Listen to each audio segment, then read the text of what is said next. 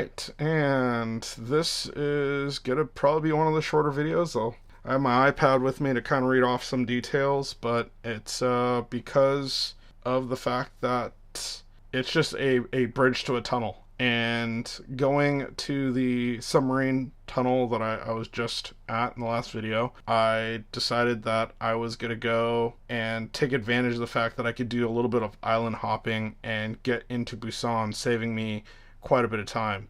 And the unfortunate fact is I did spend a little too much time at the submarine tunnel that you walk through. Because of that, it ended up being dark, so the footage I have isn't the greatest. I do have some daylight footage of me driving through. I also stopped off at a rest area or like a parking area and got some food as well as used the restroom, took a break, so to say, from the long drive that I was doing. But this is one of those things that I've always wanted to be able to do.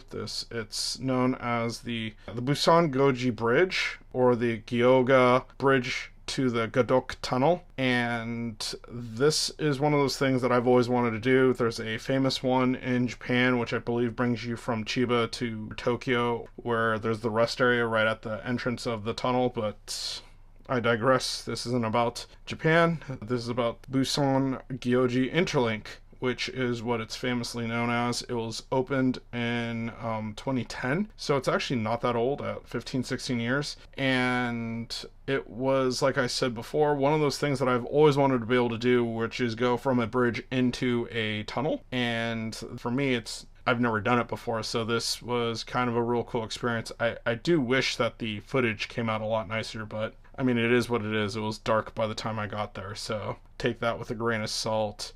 As for the iPad, I'm just going to read some facts off because obviously this is going to be an extremely short video. The Interlink is about 8 kilometers or 5 miles long. It spans over 2 bridges, so you actually do a couple of island hops before you go into the tunnel, which then leads you into Busan. It saves you quite a bit of travel distance. It says it shortens it by about 60 kilometers, which is almost 40 miles. But the thing is that you have to drive like around to get there. And I think that's something that should be said, because the time it saves you is quite a bit. It's like a 2-hour ferry, or it says 210 minutes. So a 200-minute drive. So over 3-hour drive if you drove around the area, because obviously you can't just drive on top of the water. And so it is like quite the time saver. And one really interesting thing that I could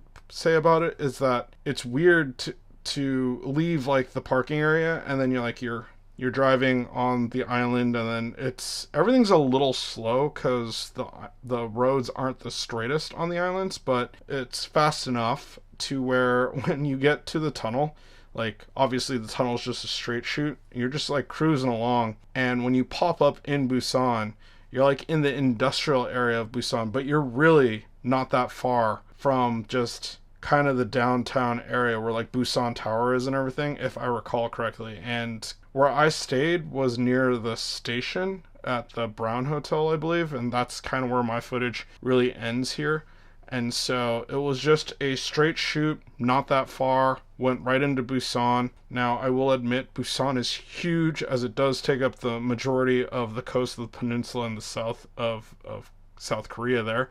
And although it's like where I was staying, I thought was like pretty central, it's like pretty still far off from some of the major sites, like the famous beach, the name slips me right now, or like the little cable cars and everything, which will be coming up here, or the sky cars, I think they're called sky cabins maybe. But again, I digress. This bridge to tunnel situation was amazing, and completely blanked on it on the second time around when I was in the area, and so Lynn never got to see it, unfortunately. But it is what it is, and hopefully we'll someday get to go back. And I mean, the whole area is fantastic, so it's not like there's anything wrong with it, or going back to that area and experiencing that tunnel. And I could definitely bring Lynn to Geoje Island to go see like the tourist stuff there. It is a touristed area, but I feel that that's me trying to extend this video long enough, and